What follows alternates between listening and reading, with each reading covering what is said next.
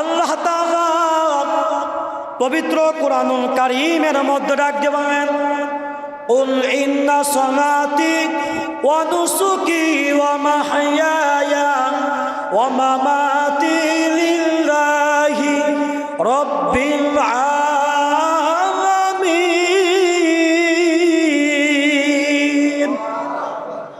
মুসলমান ভাইরা আমার গভীর মনোযোগ দিয়ে শুনবেন। আল্লাহ তাআলা ডাক দিয়ে বলেন, নবী গো, ও নবী, আপনি জানিয়ে দিন, নিশ্চয় আমার নামাজ, আমার যাকাত, আমার কুরবানি, আমার জীবন, আমার মউত সব কিছু একমাত্র আল্লাহর জন্য। জোরে কোন সুবহানাল্লাহ। মুসলমান ভাইরা আমার গভীর মনোযোগ দিয়ে শুনবেন। এই কুরবানিটাও দিতে হবে একমাত্র আল্লাহকে রাজি খুশি করার জন্য। মুসলমান ভাইরা আমার গভীর মনোযোগ দিয়ে শুনবেন। এই কুরবানি কোথায় থেকে আসলো? নবীজি হযরতে আদম থেকে শুরু করে বিশ্বনবী জনাবে মুহাম্মদুর রাসূলুল্লাহ সাল্লাল্লাহু আলাইহি ওয়াসাল্লাম পর্যন্ত সমস্ত নবী রাসূলগণ কুরবানি করেছেন। যেরকম সুবহানাল্লাহ। এই কুরবানির ইতিহাস যদি আমরা জানতে চাই, তাহলে হযরতে আদম আলাইহিস সালাতু ওয়াস সালামের দুইটা পুত্র ছিল, হাবিল এবং কাবিল। এখান থেকে কুরবানির ইতিহাস পাওয়া যায়।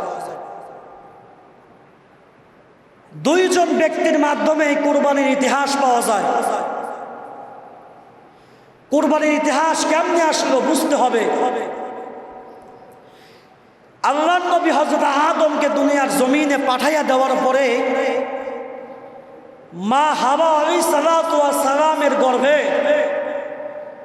দুইটা করে সন্তান প্রতি বছরে আসতো, যমজ সন্তান। একটা পুত্র সন্তান আর একটি কন্যা সন্তান। তো এই সন্তান দুটো আসার পরে এই সন্তানগুলো ছাড়া আর কোনো সন্তান ছিল না। তো আদম আলাইহিস সালামের শরীয়তে ভাই এবং বোনকে বিবাহ দেওয়া জায়েজ ছিল, কারণ ওই সময় তো মানুষ ছিল না। তার শরীয়তে ভাই এবং বোনকে বিবাহ দেওয়া, এটা তার শরীয়তে জায়েজ ছিল, তার ধর্মে। তো এখন প্রতি বছরে যখন দুইটি করে সন্তান যখন জন্মগ্রহণ করে, তো বিবাহ দিয়ে দিত। এক পর্যায়ে হযরত হাবিল এবং কাবিলকে যখন বিবাহ দিবে, হযরত হাবিলের ভাগ্যে একটি সুন্দর মেয়ে আল্লাহ তাআলা জোগায় দিয়েছে, ব্যবস্থা করে দিয়েছে। আর হাবিলের কপালে একটা কুচরি কালো একটা মেয়ের ব্যবস্থা হয়ে গেছে। একটু চুপ থাকি সকলে। তো কাবিল পছন্দ করে না কালো মেয়েকে, কিন্তু হাবিলের কাছে তো আল্লাহ পাক সুন্দর একটি মেয়ের ব্যবস্থা করে দিয়েছে। এক পর্যায়ে কাবিল ডাক দিয়ে বলল, হে ভাই, তোমাকে আমি হত্যা করে ফেলবো।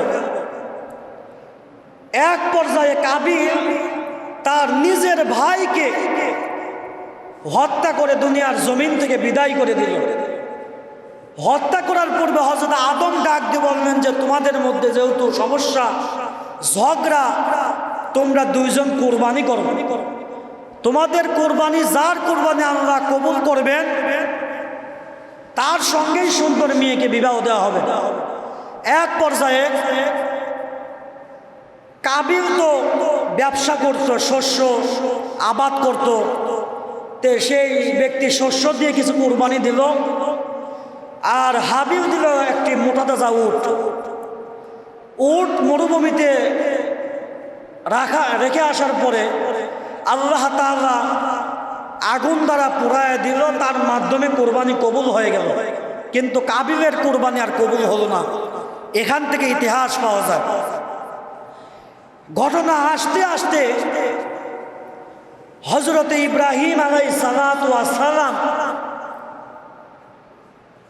তার দুইটা স্ত্রী ছিল, বড় স্ত্রীর নাম ছিল হযরতে সারা, দ্বিতীয় স্ত্রীর নাম ছিল হযরতে হাজেরা। এইবার যখন হাজেরা তার স্বামী ইব্রাহিমকে বুঝিয়ে শুনিয়ে হযরত হাজেরার সঙ্গে যখন দ্বিতীয় বিবাহ দিয়ে দেয়, দ্বিতীয় বিবাহ দেওয়ার পরে যখন হযরত ইসমাইল যখন দুনিয়ার জমিনের মধ্যে যখন চলে আসলেন, হযরত ইসমাইল যখন দুনিয়ার জমিনের মধ্যে চলে আসলেন, আসার পরে হযরতে সারার মনের ভিতরে একটু হিংসার মতো ভাবাপন্ন শুরু হয়ে যায়। এক পর্যায়ে ইব্রাহিমকে আদেশ করলেন, তোমার স্ত্রী হাজেরাকে বাড়ি থেকে অন্য জায়গায় রেখে আসো, যেখানে কোনো মানুষজন নাই। এক পর্যায়ে হযরত ইব্রাহিম চিন্তার মধ্যে পড়ে যায়। চিন্তার মধ্যে পড়ে যাওয়ার পরে আল্লাহ তাআলা ওহী নাযিল করলেন, ইব্রাহিম চিন্তার কোনো কারণ নাই, কোনো দুঃখ নাই, তুমি তোমার স্ত্রী হাজেরাকে তুমি বনবাসে রেখে আসো, মরুভূমির মধ্যে রেখে আসো। আল্লাহ তাআলার পক্ষ থেকে অনুমতি প্রাপ্ত হওয়ার পরে হযরত ইসমাইলকে সহ হাজেরাকে সহ উটের ওপর চড়ে রওনা করলেন। যাইতে যাইতে মরুভূমির মধ্যে হযরত হাজেরাকে রেখে আসলেন। হাজেরাকে রেখে আসার সময় হাজেরার দিকে তাকাবেন না।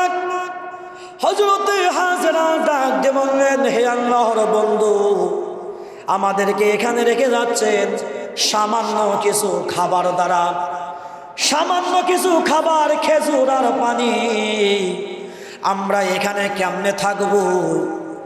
আল্লাহর নবী ইব্রাহিম কিছুই বললেন না। আল্লাহর নবী ইব্রাহিম যাইতেছে সামনের দিকে, মা হাজেরা পিছনে পিছনে ডাকতেছে, আপনি কোথায় যান আমাদেরকে রেখে? হাজেরা ডাক দিয়ে বললেন, এটা কি আল্লাহ তাআলার আদেশ নাকি? আল্লাহর নবী ইব্রাহিম ডাক দিয়ে বললেন, হ্যাঁ, এটা আল্লাহ তাআলার পক্ষ থেকে আদেশ। এইবার এই কথা শোনার পরে হাজেরা ডাক দিয়ে বললেন, যদি আল্লাহ তাআলার যদি আদেশ হয়ে থাকে তাহলে আমাদের কোনো চিন্তা নাই, আমাদের কোনো দুঃখ নাই। এইবার যখন শিশু ইসমাইলকে আর হাজেরাকে যখন মরুভূমির মধ্যে রেখে চলে আসলেন, আসার পরে দূরে আসার পরে নবী ইব্রাহিম হাত তুলে তাদের জন্য দোয়া করলেন, হে আল্লাহ, আমার স্ত্রী হাজেরা এবং তার সন্তানকে মরুভূমির মধ্যে রেখে এসেছি, যেখানে কোনো মানুষ নাই, যেখানে কোনো খাবার নাই, যেখানে কোনো গাছপালা নাই, এমন জায়গায় রেখে আসছি। এমন সময় দোয়া করে আল্লাহর নবী ইব্রাহিম যখন চলে গেলেন, যাওয়ার পরে 3 দিন পরে শুকনা খাবার খেজুর পড়ে যায়, তারপরে পানিও যখন ফুরায় যায়, শিশু নবী হযরত ইসমাইল মায়ের বুকের দুধ যখন ফুরে যায়, মা খাবার না পাওয়ার কারণে মায়ের বুকের দুধও শুকায়া যায়। হযরত হাজেরা পেরেশানির মধ্যে পড়ে যায়, কি করবে? পানিও নাই, খাবার নাই, আমার দুধের ছেলে শিশু হযরতে ইসমাইল এখন দুনিয়া থেকে বিদায় নিয়ে যাবে। হযরতে ইসমাইল একেবারে অসুস্থ হয়ে পড়লেন খাবার না পাওয়ার কারণে। পানির জন্য হযরতে হাজেরা একবার সাফা মারুয়া সাফা পাহাড়ের দিকে রওনা করে, একবার মারওয়া পাহাড়ের দিকে রওনা করে। সাফা পাহাড়ে যাওয়ার পরে দেখতে পায় পানি নাই, সেখানে পাহাড়ের আলোর কিরণ রেগে চিকচিক করে। আর হাজেরা মনে মনে ভাবে সেখানে ঝরনার পানি পাওয়া যাবে, কিন্তু সাফা পাহাড়ে যাওয়ার পরে পানি পায় না, মারওয়া পাহাড়ে যাওয়ার পরে পানি পায় না। হযরত হাজেরা একেবারে ব্যাকুল হয়ে যায় পানি না পাওয়ার কারণে। তিনি যখন ফিরে আসলেন, ফিরে আসার কারণে ফিরে আসার পরে দেখতে পাইলেন হযরত ইসমাইলের পাশে একজন ব্যক্তি দাঁড়ায় আছে, তার নাম হলো জিবরাইল। হযরত ইসমাইলের কাছে দাঁড়ায় আছে পায়ের পাশে, আর হযরত ইসমাইল পা দ্বারা জমিনের মধ্যে আঘাত করতেছে। জমিনের মধ্যে আঘাত করার কারণে আল্লাহ তাআলা কুদরতি ভাবে জমজমের পানির ব্যবস্থা করে দেয়। জোরে কোন সুবহানাল্লাহ। আর একটা আওয়াজ করে বলি সুবহানাল্লাহ। মুসলমান ভাইরা আমার গভীর মনোযোগ, এইবার হাজেরা জমজম কূপটাকে বাদ দিলেন মাটি দ্বারা। তিনি কিছু পানি মশকের মধ্যে রাখলেন, আর আল্লাহ তাআলা হযরতে জিবরাইল হাতে কিছু খেজুর দিয়েছিলেন, কিছু জান্নাতের পানীয় দিয়েছিলেন। সেই পানি আর খেজুরগুলো তিনি খাইতে লাগলেন। খাওয়ার পরে মা হাজরার বুকে দুধের অভাব ছিল না, ইসমাইল আলাইহিস সালাতু ওয়াস সালাম দুধ পান করলেন। এই যে হাজরা সাফা আর মারওয়া পাহাড়ে ঘোরাঘুরি করলেন, সাই করলেন, এটাকে আল্লাহ তাআলা হাজীদের জন্য ওয়াজিব করে দিয়েছেন। জোরে জোরে কোন সুবহানাল্লাহ। যদি কোনো হাজী সাহেব সেই সাফা পাহাড়ে আর মারওয়া পাহাড়ে যদি সাই যদি না করে, তাহলে ওই হাজী সাহেবের কোনোদিন হজ আল্লাহর দরবারে কবুল হবে না। মুসলমান ভাইরারে আমার গভীর মনোযোগ, হযরত ইব্রাহিম আর ইসমাইল থেকে কুরবানির একটা বিশদ আলোচনা পাওয়া যায়।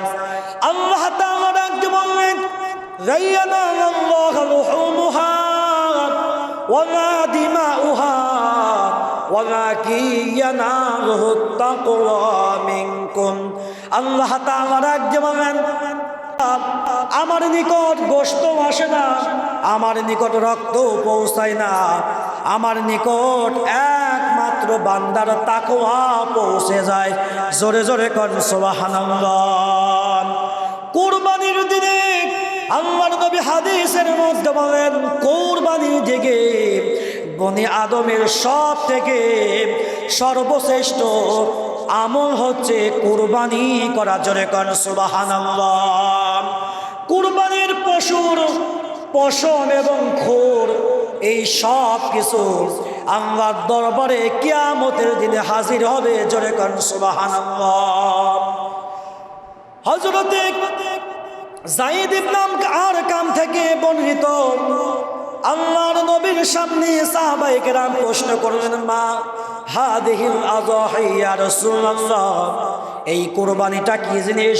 আল্লাহর নবী ডাক দিয়ে বলেন, সুন্নাত আবিকুম ইব্রাহিম, এই কুরবানিটা হলো তোমাদের পিতা হযরতে ইব্রাহিম আলাইহিস সালাতু ওয়াস সালামের সুন্নাত। নবীজির সাহাবীরা জিজ্ঞাসা করলেন, ইয়া রাসূলুল্লাহ, ইয়া হাবিবাল্লাহ, এই কুরবানির মধ্যে কি ফায়দা আছে? আল্লাহর নবী ডাক দিয়ে বললেন, এই কুরবানির প্রতিটি পশমের বিনিময়ে সওয়াব দান করা হবে। জোরে কোন সুবহানাল্লাহ। আর একটু জোরে আওয়াজ করে বললেন সুবহানাল্লাহ। মুসলমান ভাইরা আমার গভীর মনোযোগ দিয়ে শুনবেন, সাহাবায়ে কেরাম ডাক দিয়ে বললেন, ভেড়া এবং উটের বেলায় কি একই রূপ?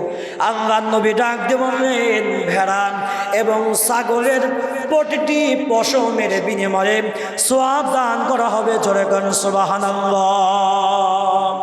এই জন্য প্রতিটি মানুষ যাদের নেশাব পরিমাণ সম্পদের মালিক হয়েছে, তাদের কিন্তু অবশ্যই কুরবানি দিতেই হবে। আল্লাহর নবী হাদিসের মধ্যে ডাক দিয়ে বলেন যে 6 শ্রেণীর মানুষের উপরে কুরবানি করা ওয়াজিব। কয় শ্রেণীর মানুষের উপরে? 6 শ্রেণীর মানুষের উপরে কুরবানি করা ওয়াজিব। 1 নম্বরে মুসলিম হতে হবে, ইমানদার হতে হবে। 2 নম্বরে মুকিম হতে হবে, মুসাফির হওয়া যাবে না। 3 নম্বরে নিসাবের সম্পদ হতে হবে, মানে নিসাব পরিমাণ সম্পদের মালিক হতে হবে। তারপরে স্বাধীন হতে হবে। স্বাধীন বলতে কি বোঝায়? মানে দাস হওয়া যাবে না, দাসীও হওয়া যাবে না, স্বাধীন হতে হবে। এরপরে পাগল হওয়া যাবে না, মানে আকলমন্দ জ্ঞানী হতে হবে। তারপরে আল্লাহর নবী হাদিসের মধ্যে বলে দিয়েছেন যে জ্ঞানী হতে হবে, আকলমন্দ হতে হবে, মুসাফির হওয়া যাবে না, মুকিম হতে হবে, আর নিসাব পরিমাণ সম্পদের মালিক হতে হবে। এই সমস্ত ব্যক্তিদের উপরে কুরবানি করা ওয়াজিব। জোরে বলবেন সুবহানাল্লাহ। আপনারা যারা কুরবানির পশু যারা কিনবেন তাদের কয়েকটি দায়িত্ব আছে। তাদের কয়েকটি দায়িত্বর